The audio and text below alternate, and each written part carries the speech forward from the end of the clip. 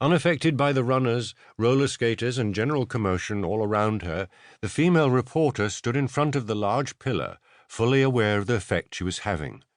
She tossed her hair, licked her lips, and brought the microphone up to them while the men and boys from earlier stood open-mouthed, staring at her breasts. It wasn't exactly what she had to say that had attracted them.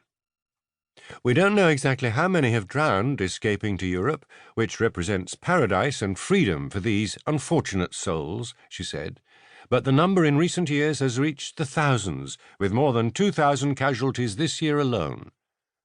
She turned slightly while pointing up at the digital counter on top of the pillar. "Here we can see the number that tells us how many refugees have drowned in the Mediterranean this year, right up until this very moment. This time last year the number was even higher, and we can expect next year to be just as bad.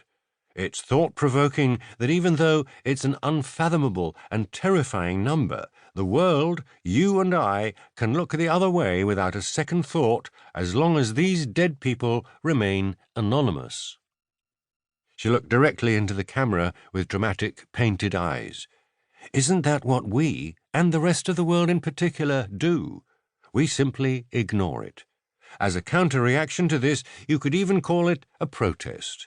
TV11 has decided to focus our upcoming reports on one of the deceased, more precisely, the man whose body very recently washed ashore on a beach in Cyprus in the eastern Mediterranean. We will show that this refugee was a real man of flesh and blood." She glanced down at her flashy watch. "Less than an hour ago, this poor man's body was splashing around in the surf toward the beach among contented summer beachgoers, not unlike those here at Platja de San Miquel." She gestured with her arm at the sun-worshippers to illustrate to whom she was referring.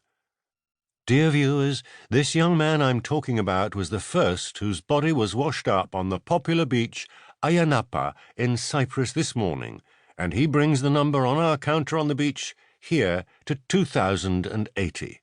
That's how many have died this year alone." She paused for dramatic effect and looked up at the counter. "It's just a matter of time before the number increases. But the first victim this morning was a dark-skinned, boyish man wearing an Adidas sweatshirt and worn-out shoes. Why should he have lost his life in the Mediterranean? When we look out over the tranquil, azure waves here in Barcelona, is it possible to imagine that at this very moment the same sea thousands of miles from here is crushing hopeful refugees' dreams of a better life?" She took a pause from her speech as her producer cut to images from Cyprus. The beachgoers were able to follow on the monitor erected next to the cameraman. The sight put an immediate end to the buzz. Frightful images of the body of a young man on his stomach in the swash, and then a couple of good Samaritans dragging him onto the shore and flipping him on his back. Cut, and the monitor once again showed the reporter in Barcelona. She was standing a few meters away, ready to wrap up the report. "We will know more about this man in a few hours, who he was, where he came from, and what his story is. We will return after the break.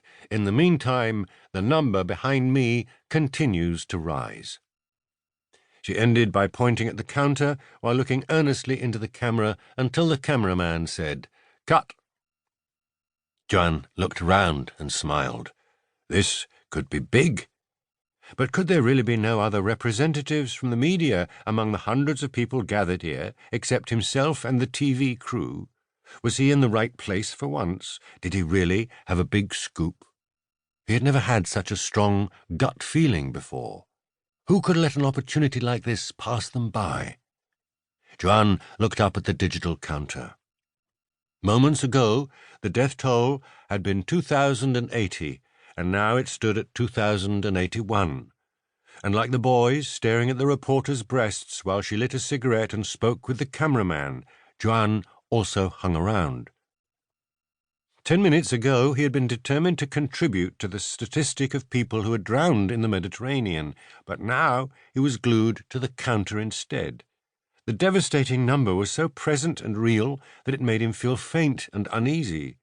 He had been standing here with a childish focus on himself, filled with self-pity and defeat, while at the same time people were fighting for their lives out at sea.